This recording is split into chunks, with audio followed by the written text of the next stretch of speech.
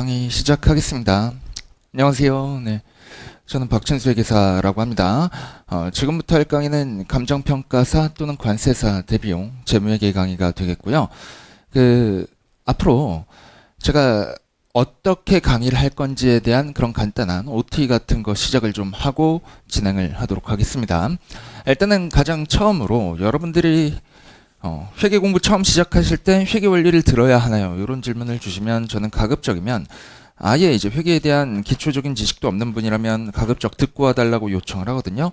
근데 이제 재무 얘기를 바로 들으시는 분들 같은 경우에는 어느 정도 회계에 대한 지식이 본인이 있다고 판단하셨기 때문에 여기에 오셨을 거예요. 그래서 제가 회계 원리를 들어야 되는 분과 안 들어도 되는 분을 구분해 드리려고 지금부터 간단한 설명을 좀 할 겁니다. 지금부터 간단한 설명을 할 건데 이게 무슨 말인지 알고 있다, 기억이 난다 라고 하면 바로 이 중급회계 또는 재무회계 강의를 들으시면 되고요. 그리고 이게 기억이 전혀 안 난다, 무슨 말인지 모르겠다 라고 하시면 회계 원리를 듣고 오셔야 되는 겁니다. 자, 회계 원리에 있는 대부분의 내용이 중급 회계와 중복이 되기 때문에 여기서 회계 원리에서 했던 것보다 좀 더 깊은 수준으로 공부를 같이 할 거예요. 근데 다만 회계 원리에서만 배우는 세 가지 내용들이 있습니다. 그거는 꼭 듣고 오셔야 돼요. 자, 세 가지가 있는데 첫 번째가 대차 평균의 논리예요.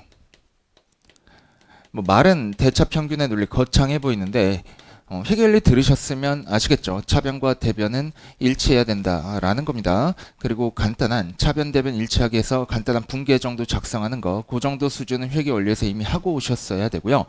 자, 그리고 얘보다 중요한 게 이제 두 번째, 회계원리에서만 배울 수 있는 게 회계순환이에요. 회계순환.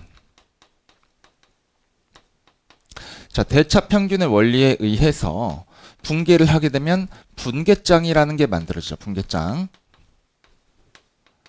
자, 이렇게 분계장이 만들어지고 나면 이 분계장 안에는 여러 가지 계정 과목들이 다 뒤섞여 있죠.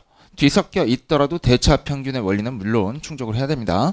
이렇게 분계장이 만들어지고 나면 자, 계정 과목이 너무 많기 때문에 이 분계장에 있는 내용들을 계정 과목별로 따로 소팅해가지고 필터링해서 분류해낸 것을 우리가 계정별 원장이라고 해요. 계정별 원장. 지금 회계순환에 관한 얘기를 하고 있는 겁니다. 자, 계정별 원장이라고 하는데 얘는 다른 말로 T계정이라고도 합니다.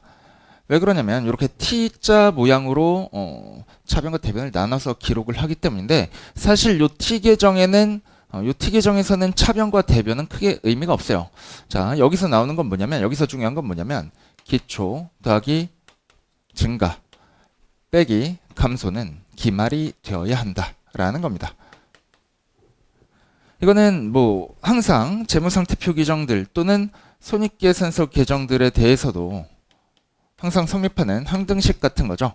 자, 손익계산서 계정이라면 기초와 기말이 없을 테니까 단기 중 발생한 거에서 감소한 거를 취소하면 순발생액이 될 것이고, 재무상태표 계정이라면 자, 예를 들어서 재고자산 계정을 사례를 들어볼게요. 기초재고가 있었고 거기에다가 단기 중에 매입한 걸 더하면 그게 판매 가능 재고가 되는 거였죠. 그 판매 가능 재고에서 자, 감소는 뭐예요? 단기 중에 판매로 인해서 감소된 재고자산의 원가를 말하는 거죠. 매출 원가죠. 매출 원가. 요 매출 원가를 차감하고 나면 기말 재고자산이 돼야 되는 거죠. 자, 그래서 다른 측면에서 또 바라보시면 기초 더하기 증가의 판매 가능 재고는 감소 더하기 기말과 일치해야 되기 때문에 판매 가능 재고에서 기말 재고 얘를 차감함으로써 매출 원가를 역산할 수도 있어야 되는 거죠. 이런 T계정에 대한 개념이 나왔고, 자, 이 T계정을 왜 만드는 거죠? 이 분계장에는 여러 가지 계정이 섞여 있기 때문에 이걸 가지고 바로 재무제표를 만들어내기에는 좀 힘들단 말이죠. 번거롭고 이제 하나하나 뽑아내서 만들다 보면 그러면 실수가 많아지기 때문에 일단 바로 만들기 전에 계정별로, 이 계정별로 분계장에 있는 여러 가지 계정들에 대해서 계정별로 정보를 분류하는 거죠. 그렇게 분류해가지고 자, 여기서 기말잔액이 집계되잖아요. 혹은 손익계산서 계정이라고 하면 단기 중 증가 감소만 있을 거니까 기초기말은 없겠죠. 기초기말은 없고 증가 감소만 있을 거니까 요 순 증가액이 포괄 손익계산서에 기록이 될 거잖아요. 어쨌든 간에 이렇게 재무상태표 기준으로 설명을 좀 먼저 드릴게요. 이렇게 기말잔액이 집계가 되면 얘를 가지고 재무상태표를 만들기 전에 먼저 시산표를 만들죠. 시산표를 만들고 이 C3표에는 증가 빼기 감소의 순액으로 집계가 된 포괄손익계산서 계정들, 단기 증가매 계정들도 이렇게 같이 기록이 되는 거죠. 자, 일단 첫 번째로 요 기말잔액 또는 단기 중 순 발생액만 그대로 집계해서 만든 것을 우리가 수정 전 C3표라고 합니다.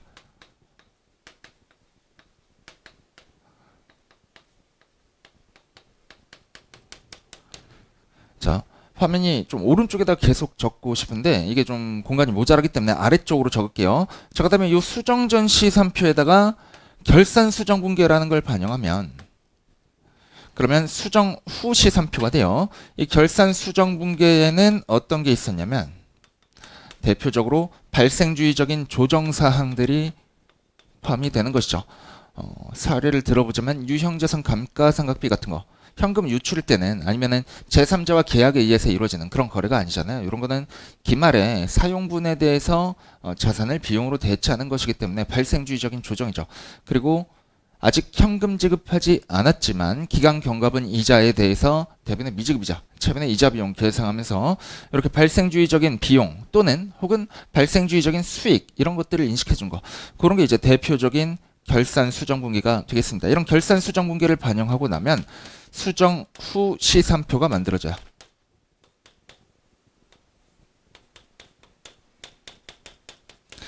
자, 이때 요 C3표의 특징은 뭐냐면 얘는 자, 제가 한번 그려드릴게요. 자, 얘는 차변에 자산과 부채가 있어요. 여기까지 보면 재무상태표와 동일하죠. 근데 자, 이제부터 차이가 발생합니다. 자본 그리고 제가 손익계산서 계정들을 빨간색으로 필기를 하는데 자, 수익과 비용이 함께 표시돼요. 원래 이 수익과 비용은 이익잉여금으로 마감 처리돼 가지고 자본의 구성 요소 중에 하나인 이익잉여금에 이렇게 기말 잔액으로서 집계가 돼야 되는데 요 C3표에는 수익과 비용이 집계되기 전에, 그러니까 이익잉여금으로 마감 분계되기 전의 상태로 표시가 된다라는 겁니다. 그렇기 때문에 이 C3표에 존재하는 이익잉여금은 이 C3표상 이익잉여금은 기초이익잉여금에 해당하게 되죠. 이익이라고만 적겠습니다. 이익잉여금. 얘는 기초이익잉여금에 해당하게 됩니다. 그리고 이렇게 수정 후 C3표까지 만들고 내면 왼쪽으로 이제 이어가겠습니다. 가로로 다 쓰기는 좀 공간이 부족하니까 여기다가 결산 마감 분계라는 걸 반영해서 재무제표를 만들어내죠. 이 마감 분계는 한 가지밖에 없어요. 이 마감 분계는 이 수익과 비용 계정을 집계해서 그 순액을 이익잉여금으로 대체해 주는 것에 불과합니다. 그렇게 마감 분계를 하고 나면 일단 yes, 재무상태표죠. 재무상태표에 자산, 부채, 자본 이렇게 표시가 된 재무상태표가 만들어질 것이고 자 그리고 손익계산서가 또 만들어지죠. 수정 후 C3표를 둘로 쪼개가지고 이렇게 재무상태표와 포괄손익계산서를 만들어내는 겁니다. 포괄손익계산서에는 어떤 게 표시가 되죠? 수익과 비용. 그래서 수익과 비용의 순액으로서 이익이 표시가 되는 거죠. 이렇게 손익계산서를 차변과 대변을 나누어서 기록하기도 하는데 일반적으로 외부에 공시할 때는 이걸 한 줄로 표시해요. 수익 빼기 비용 은 이익 이렇게.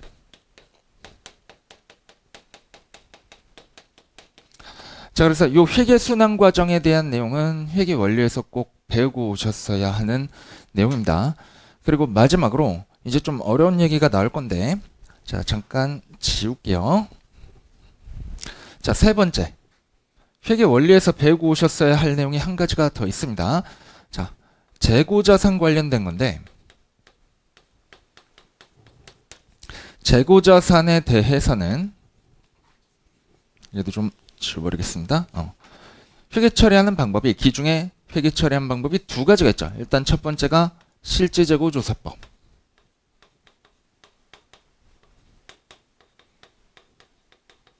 두 번째가 계속 기록법이죠.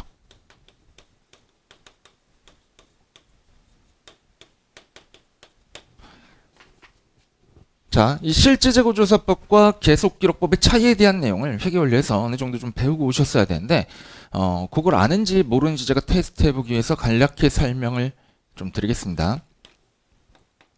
자, 매입 시점에 재고자산의 매입 시점에 실질재고조사법에서는 어떤 계정을 이용하죠? 매입이라는 임시 계정을 이용합니다. 재고자산 계정을 이용하지 않고 매입이라는 임시 계정을 이용하죠.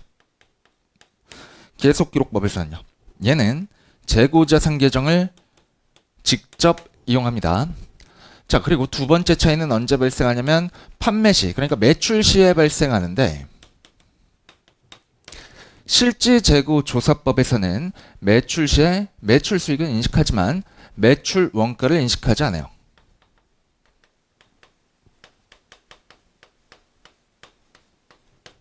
왜냐면 매출 원가라는 것은 재고자산이 제거되면서 인식되는 것인데 얘는 매입할 때 재고자산 계정을 이용하지 않았기 때문에 이 매입이라는 임시 계정을 이용했기 때문에 판매 시 매출 원가를 인식하지 않습니다. 이 계속기록법의 경우에는 이 재고자산 계정을 이용해서 매입 시점에 회계 처리를 했기 때문에 매출 시에 매출 원가를 인식하게 되죠. 자, 그럼 여기서부터 이제 실질재고조사법 적용하냐 아니면 계속기록법 적용하냐에 따라서 매출 원가가 달라지게 되는데 이거는 언제 차이가 조정이 되냐면 자, 기말에 결산 수정 분기할 때 이때 차이가 조정이 되게 되죠. 자, 실질재고조사법의 경우에는 임시계정인 매입을 이용해서 회계 처리해왔고 매출 시점 매출 원가를 인식하지 않았기 때문에 기말에 요거를 조정해주는 결산 수정 분기가 필요합니다. 필요. 반면에 계속기록법의 경우에 있어서는 추가적인 결산 수정 분기가 불필요하죠. 자, 여기까지 세 가지 제가 말씀드린 것들을 다 알고 계신다 라고 하면 회계 원리 다시 들으실 필요 없고 바로 이제 요 강의 들으시면 되는데 이 내용을 모르겠다 라고 하시면 회계 원리를 조금 들어주시고 오셔야 되는 겁니다. 모두 다 들으실 필요는 없고요. 여기에 오신 거는 바로 오셨다는 거는 회계에 대한 기본 지식이 어느 정도 있다고 본인이 판단하셨을 거기 때문에 그런 아주 기초적인 지식이라도 있으신 분들은 회계 원리의 모든 내용을 다 들으실 필요는 없고 요 세 가지와 관련된 내용들만 발췌독해서 강의를 듣고 오시면 되겠습니다. 자, 이제 기본서로 가셔가지고 책의 본문 내용을 갈 건데 일단 책은 우리 강의는 요 신영걸 교수님이 출판하신 IFRS 중급회계 입문이라는 이 책으로 진행이 될 겁니다. 신영걸 교수님이 이제 학계에서 굉장히 유명한 교수님이세요. 여러 가지 논문도 많이 발표하셨기 때문에 다른 교수님들도 요분 책을 많이 이용하고 요분 제자들이 또 이제 교수님인 경우가 굉장히 많아서 시험 문제를 내실 때 요 책을 많이 참고하세요. 실제로 그 전 세대의 출제위원이시기도 하고요. 신영걸 교수님은 이전 세대 출제위원이고 요즘 이제 출제위원분들은 뭐 제 나이 또래거나 아니면 조금 더 연배가 있으신 분들인데 그런 분들이 신영걸 교수님 책을 많이 이용해서 출제를 하시기 때문에 이 책 가지고 공부하시는 게 굉장히 뭐 어떤 시험을 준비하든 회계와 관련된 시험이라면 효과적일 것이라고 말씀을 좀 드릴 수가 있겠습니다. 확실히 이게 교수님이 뭐 당연하게도 회계사이시기도 하고요. 그리고 내공도 좀 상당하시기 때문에 이 책에 서술되어 있는 내용들을 보면 말이 굉장히 유려하고 그리고 설명이 잘 되어 있어요. 혼자 공부하시기에도 뭐 부족함이 없는 책입니다. 다만 이제 회계라는 학문 자체 특성상 기초 지식이 아예 없는 분들은 혼자 공부하는 게 그래도 조금 힘드니까 제가 그 여러분의 회계적인 그런 마인드를 생성하고 기초 지식 그 문제풀이 단계 전에서 이제 기본 이론적인 지식 쌓는 단계에 대한 도움을 조금 드릴 겁니다. 자, 그럼 책으로 와보시고요. 일단은 인덱스로 먼저 가보시죠. 목차 보시면 목차가 어딨냐? 목차 여기 보시면 자, 첫 챕터가 뭐예요? 재무보고와 국제회계 기준이죠. 자, 얘는 뭐 이제 국제회계 기준을 왜 쓰게 되었느냐 이런 얘기를 하는 챕터인데 별로 중요하지 않아요. 시험에서 나오지 않습니다. 챕터 1은 X표 치세요. 볼 필요가 없고요. 그냥 서설 같은 내용입니다. 그리고 챕터 2 재무보고를 위한 개념책이 있죠. 여기부터가 이제 시험 범위라고 할 수 있는데 자, 챕터 2, 챕터 3 2까지는 챕터 3 제목이 뭐죠? 재무제표 표시예요. 이 챕터 2와 챕터 3에서는 말문제가 주로 많이 나와요. 말문제가 나오는데 우리 그래서 첫 시간에는 이제 회계 처리와는 관계가 없는 말문제 위주의 공부를 하게 될 건데 조금 지루할 겁니다. 왜냐면 요거를 제가 여러분들에게 하나하나 다 이해시켜 드리면서 강의를 하기에는 시간도 부족하고 그럴 필요가 없어요. 여러분들이 회계가 2차 시험에서 출제되는 것도 아니고 물론 이제 2차에서 주관식 시험이 있다고 하더라도 요 부분에서 주관식 내용이 출제가 되진 않기 때문에 그때도 패스하긴 합니다만 어쨌든 간에 요 챕터 2와 챕터 3의 내용은 어떤 식으로 공부를 하셔야 되냐면 제가 이 기준서 원문에 해당하는 문장이나 아니면 중요한 의미가 있는 문장들을 밑줄을 치라고 말씀을 드릴 거예요. 그런데 밑줄을 잘 쳐놓으셨다가 여러 번 보시는 겁니다. 그러면 그 밑줄 친 문장 중에서 시험에 그대로 나올 거예요. 아시겠죠? 그래서 밑줄 잘 쳐놓으시고 제가 하라는 대로 필기를 잘 해주시는 게 중요해요. 알겠죠? 시키는 대로만 하시면 됩니다. 자, 그래서 요 챕터 2와 챕터 3은 말문제에 대한 그런 내용을 설명을 드릴 거기 때문에 모든 거를 회계 이론적인 것까지 전부 다 설명해 버리게 되면 내용이 너무 길어지니까 어느 정도의 생략은 조금 들어갈 겁니다. 다만 이제 시험에 나올 수 있는 부분에 밑줄을 치고 넘어간데 제 설명보다 더 중요한 게 밑줄 따라 치는 거예요. 요 챕터만큼은. 그리고 챕터 4 가보세요. 유형자산 나오죠. 여기부터는 이제 진짜 회계 처리를 어떻게 하는 것인가와 관련된 내용들이 나오는데 이 챕터 4부터는 제가 뭐 계산적인 것도 많이 보여드리고 하면서 강의가 진행이 될 겁니다. 조금 더 재밌을 건데 뭐 제 입장에서 재밌다라고 하더라도 회계를 싫어하시는 분들 입장에서 뭐 재밌을지는 그래도 재밌게 해드릴게요. 그러니까 그냥 들으시면 됩니다. 아시겠죠? 제가 농담 적당히 섞어가면서 강의를 할 거니까 지루하지 않게 해드릴 테니까 그냥 잘 따라오시면 되겠고요. 자, 2-2 쪽 피시죠. 챕터 2의 첫 페이지입니다. 보시면 1번에 개념책이란 무엇인가 이렇게 나와 있어요. 자, 요거 설명하기에 앞서서 제가 그래도 우리 챕터 1의 내용을 아예 안 하고 넘어가기는 조금 서운하잖아요. 그래서 개괄적인 설명은 조금 해드리고 가도록 하겠습니다. 자, 우리 재무보고라는 거를 하는데 그 재무보고의 주된 수단이 재무제표입니다. 재무보고라는 건 왜 하냐면 자, 보세요. 회사가 있죠.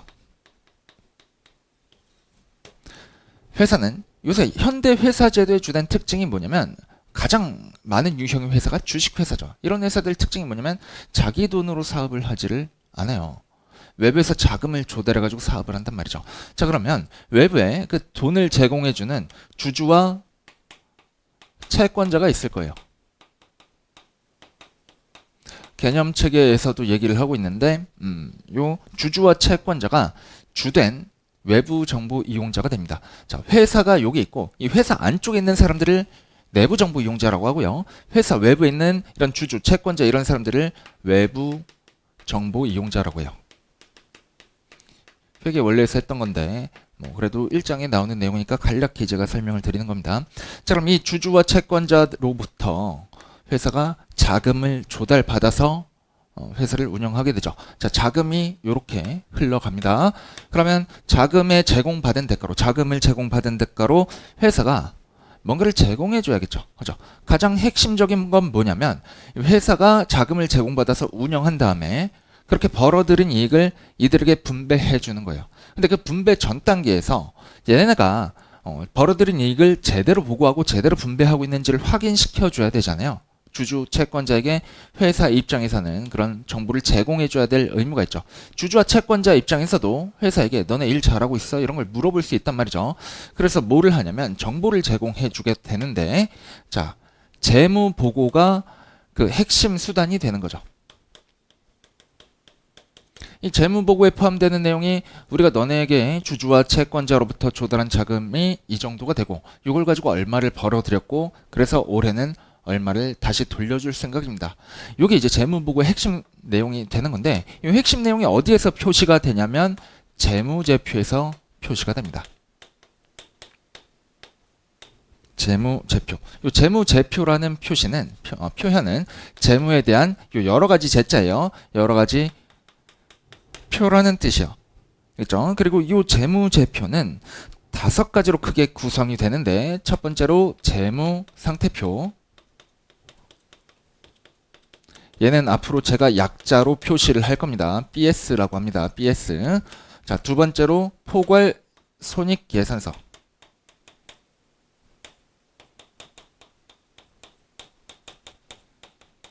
얘도 제가 약자로 표시할 겁니다. IS 또는 PL 둘 중에 한 가지 말을 써요. IS는 income sheet라는 표현이고 PL은 profit or loss라는 표현인데 뭐 어떤 거를 쓰든 상관없습니다. 어쨌든 그냥 포괄손익계산서라는 표현인데 혼용이 되니까 이 두 가지가 다 포괄손익계산서라는 뜻이다 라고 좀 알고 가시고요. 자, 그리고 세 번째가 자본변동표예요. 이 자본변동표는 약자로 실무적으로는 뭐 CE 라고 하는데 요거는 중요하지 않습니다. 요 약자는 별로 중요하지 않아요. BS랑 IS 또는 PL 얘만 알고 계시면 됩니다. 그리고 네 번째가 현금 흐름표. 이거 적으실 필요 없어요. 얘는 뭐 CF라고 말을 하는데 캐시 플로우라는 뜻이죠. 얘도 약자가 중요하지 않습니다. 어렵지도 않지만 약자가 중요하지 않아요. 자, 그리고 다섯 번째로 이제 주석이 제공이 됩니다. 주석. 얘는 FN이라고 해요. footnote라는 뜻이요. 자, 그 footnote가 뭐죠? 여러분 책 보시면 본문에 있고 그 아래쪽에 작은 글씨로 본문에다가 이제 주석 번호를 달아가지고 그거에 대한 내용 설명을 추가로 하는 게 있죠. 그런 것들이 이제 주석인데, 자, 이 주석은 위에서 재무상태표, 포괄손익계산서, 자본변동표 그리고 현금 흐름표에서 제공해주지 못하는 정보들에 대한 추가적인 정보를 제공하는 란이에요. 알겠죠? 제공하는 란인데 여기서 뭐 이제 서술적인 정보도 제공되고, 왜냐면 요 네 가지 재무상태표, 손익계산서, 자본변동표, 현금 흐름표에서는 뭐 서술적인 정보가 제공되지 않고 말 그대로 얘는 표거든요. 표 안에 숫자만 나타나요. 포괄손익계산서도 얘도 이제 개념체계상 표현에 따르면 재무성과표라고 해가지고 얘도 하나의 표입니다. 그래서 요 네 가지 안에는 숫자만 드러나기 때문에 설명적인 정보를 여기다가 추가로 제공해 주는 겁니다. 자, 그리고 요 재무제표들 중에서 요거를 좀 구분하실 수가 있어야 되는데, 요 재무상태표는 한 시점의 기업의 재무상태를 나타내주는 표예요. 한 시점. 자, 그래서 제가 요런 얘기 해볼게요.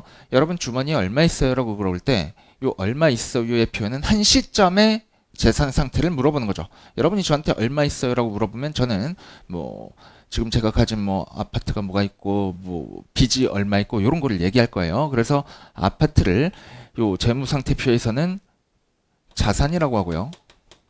그리고 제가 가진 빚을 뭐 부채라고 하죠. 그리고 자산에서 부채를 차감한 잔여 지분을 자본이라고 하는데 이게 재무상태표 항등식입니다. 자산에서 부채를 뺀 잔여 지분을 자본이라고 하는데 얘가 재무상태표 항등식이에요. 자산은 차변, 그리고 부채와 자본은 대변 쪽에 나타나게 되죠. 그래서 부채를 이쪽으로 이항해 보면 자산은 부채 더하기 자본이다. 이런 항등식이 나오는 것이고 항상 성립하는 식입니다. 자, 재무상태표는 한 시점에 기업의 재무 상태를 나타내는 표라고 했죠.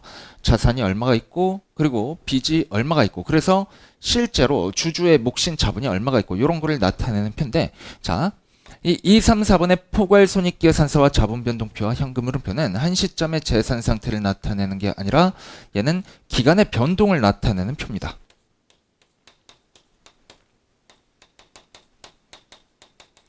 자, 그래서 기업의 성과를 나타내는 게 요 손익계산서거든요. 이익을 얼마나 창출했냐. 자, 손익계산서 항등식은 요거예요. 수익 빼기 비용은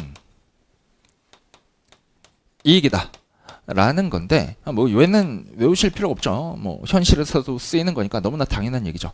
자, 요 손익계산서를 기업이 얼마나 이익을 창출했냐를 보여주는 재무제표이기 때문에 요 손익계산서를 다른 말로 재무성과표라고도 합니다.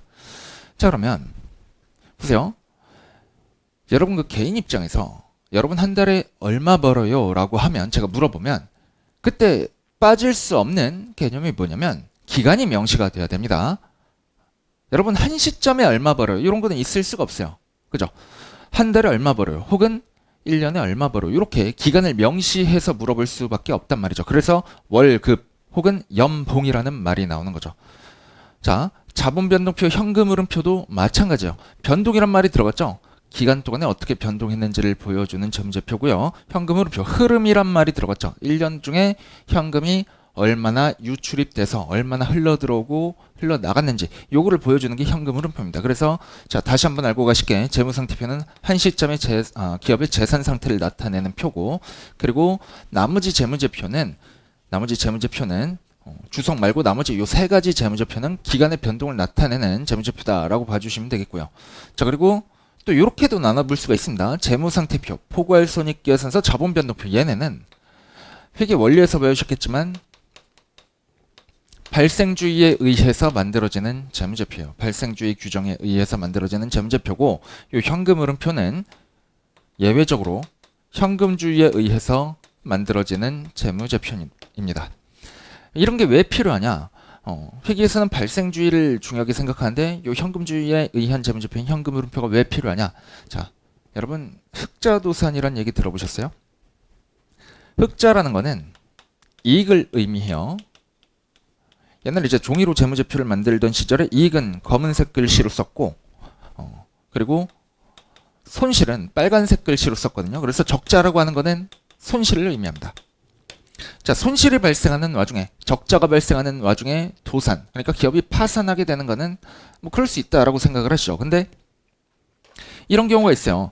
흑자가, 그러니까 이익이 발생하는 와중에 기업이 도산 또는 파산하게 되는 경우가 실제로 있는데 왜 그러느냐?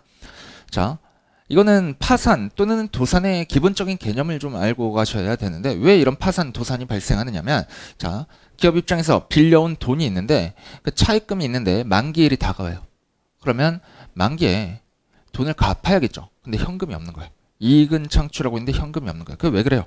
자, 발생주의에 의해서는 요 포괄손익계산서상에서 이익이 보고가 되고 있는데, 근데 이 발생주의 이익은 언제 인식하죠? 매출을 한 시점에 인식하죠. 현금 회수 시점이 아니라 매출을 한 시점에 이익을 인식하기 때문에, 자, 이익을 인식하고 있더라도 현금 회수가 제대로 안 되고 있으면 흑자가 발생하는 와중에도 현금이 부족해서 요런 흑자도산이라는 게 발생할 수 있단 말이죠. 그래서 외부에 있는 요 주주와 채권자와 같은 정보 이용자들에게 발생주의적인 정보뿐만 아니라 현금주의에 대한 정보를 제공하는 것도 역시 중요하다라는 관점에서 현금흐름표를 기본적인 재무제표에 포함해가지고 이거에 대한 정보도 같이 제공하도록 하고 있는 겁니다. 자, 그리고 요 재무제표를 만들어내게 되는데, 기업이 재무제표를 만들어서 요때 이제 말씀드릴게, 재무제표 작성 책임은 회사에 있는 거예요. 회사가 작성해서 외부 정보 이용자에게 보고를 해줘야 되는 거고, 이때 이제 외부 감사인, 저와 같은 회계사들이죠. 이런 회계사들이 회사가 만들어낸 요 재무제표가 올바른지, 발생주의에 따른 것인지, 발생주의만 따르는 게 아니고 이제 또 다른 회계 기준들을 충족하고 있는지, 준수하고 있는지, 그런 거를 이제 검사하게 되는데, 그거를 회계감사라고 해요.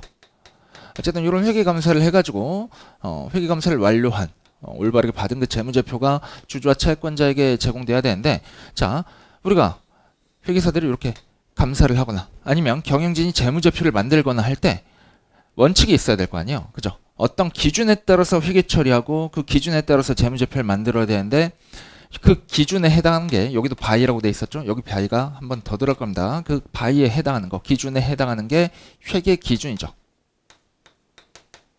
이 회계 기준에는 굉장히 여러 가지가 있습니다. 대표적으로 우리 시험 범위에 해당하는 KIFRS, K는 한국이란 뜻이고 IFRS는 International Financial Reporting Standard라는 뜻인데, 뭐 약자로 그냥 IFRS라고 알고 계셔도 됩니다. 그 IFRS라는 게 있고요. 그리고 뭐 일반 기업 회계 기준이란 것도 있고, 뭐 중소기업 회계 처리 특례도 있고, 그리고 뭐 금융투자업 회계 처리 규정 같은 것도 있고, 그리고 뭐 벤처 창업 투자 회사 회계 처리 준칙 같은 것도 있고, 여러 가지 회계 기준이 있어요. 저야 뭐 이제 전문직이니까, 요거 하는 사람이니까 그런 거를 다 알고 있는데, 여러분들은 시험 범위에 해당하는 요 KIFRS만, 얘만 알고 계시면 됩니다. 얘가 시험 범위예요. 아시겠죠? KIFRS 입장에서 쓰여진 저 책을 가지고 공부할 거고, 그 외의 내용은 시험에 안 나오는 거는 제가 전부 다 배제할 겁니다. 자, 요 정도가 여러분들이 이제 이 장의 책의 기본적인 내용에 들어가기 앞서서 조금 더 알고 가셔야 되는 내용인데, 한 가지만 더 얘기하도록 하죠. 한 가지만 더.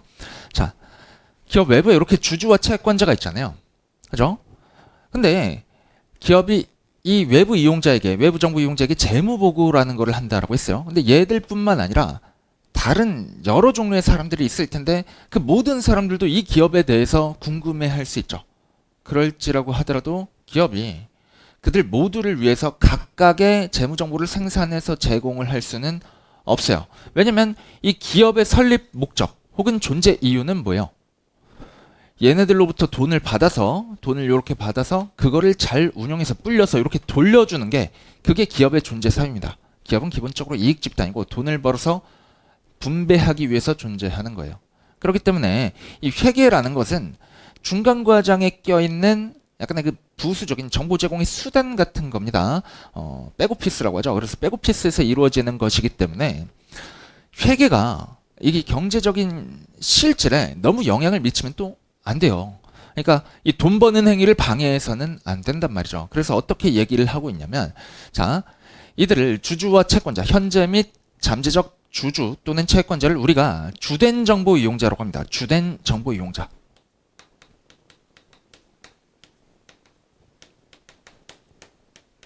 이 주된 정보 이용자를 위해서 이렇게 재무 보고를 할 필요는 있는데, 개별 또 다른 측면에 관심을 가지고 있는 그 밖에 여러 다른 당사자들을 위해서 개별적인 재무 보고를 할 필요는 없다라고 하고 있어요. 이때 이 주된 정보 이용자를 위해서 하는 재무 보고를 일반 목적 재무 보고라고 합니다. 일반 목적 재무 보고. 그래서 이 일반 목적 재무 보고의 주된 수단이 재무제표가 되는 것이고, 이 재무제표를 만들어내기 위한 그런 회계 처리 규정 같은 거를 앞으로 저랑 같이 공부하실 겁니다. 아시겠죠? 자, 제가 꼭 알고 있어야 된다고 했던 거 세 가지 있죠. 대차 평균의 원리, 그리고 두 번째가 회계 순환, 그리고 세 번째가 뭐였냐면 재고자산 관련해서 실질재고조사법과 계속기록법의 차이. 이게 이제 머릿속에서 안 떠오르시는 분들은 회계 원리 강의 뭐 제가 무료로 풀어놨으니까 그거를 그 부분만 좀 발췌해가지고 듣고 와주시기를 좀 부탁을 드리겠습니다. 자, 잠깐 쉬었다가 기본 서 가지고 책 가지고 강의 나가보시죠.